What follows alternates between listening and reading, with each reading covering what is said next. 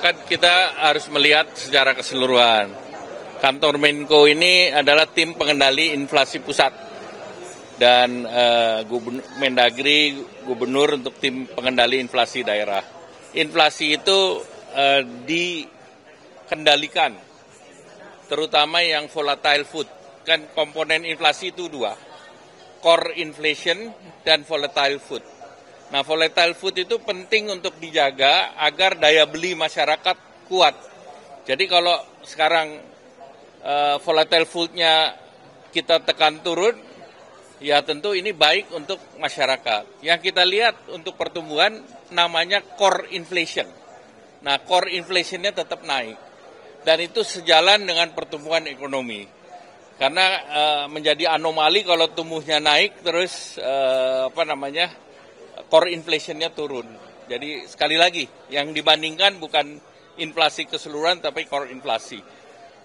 Di tahun 2014 inflasi kita 8%. Nah, kalau kita bandingkan dengan sekarang yang sudah 2,11 itu kan turun jauh.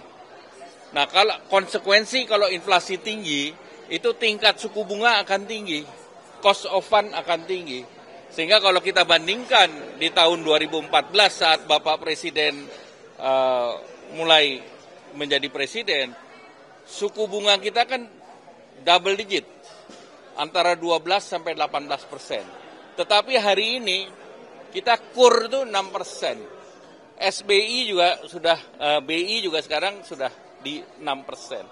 Sehingga suku bunga itu yang prime itu udah single digit. Jadi artinya justru ini mengurangi Fed daripada ekonomi biaya tinggi. Tetapi kita akan pertahankan 2,5 plus minus 1.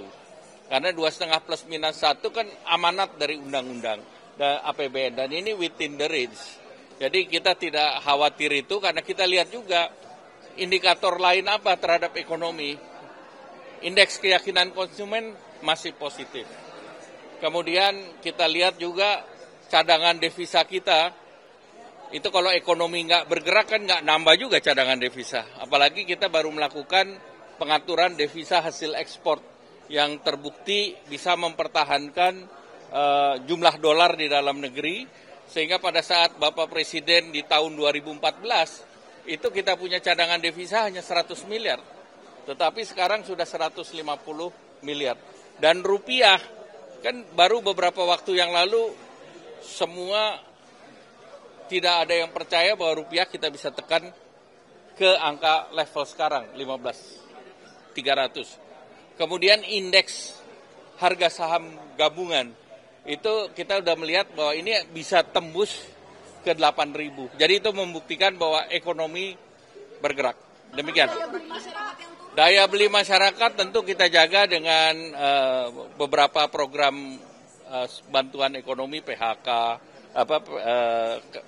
PKH, kemudian bantuan pangan beras masih berjalan setiap 2 bulan. Kemudian yang kita monitor juga jaminan kehilangan pekerjaan yang ternyata yang terregister melalui Naker dan juga mengakses BPJS Naker jumlahnya terlalu rendah. Nah, ini kita akan perbaiki juga bagaimana cara mendapatkannya. Karena kalau jumlahnya rendah, anggaran yang sudah disiapkan sebesar 1,3 triliun untuk menjadi bantalan mereka yang terkena PHK atau switching job, itu mereka tidak nikmati. Nah, dengan adanya revisi nanti JKP, itu kita berharap angka ini bisa naik. Kalau angka ini naik, maka bantalan terhadap kelas menengah akan semakin kuat. Ya, terima kasih.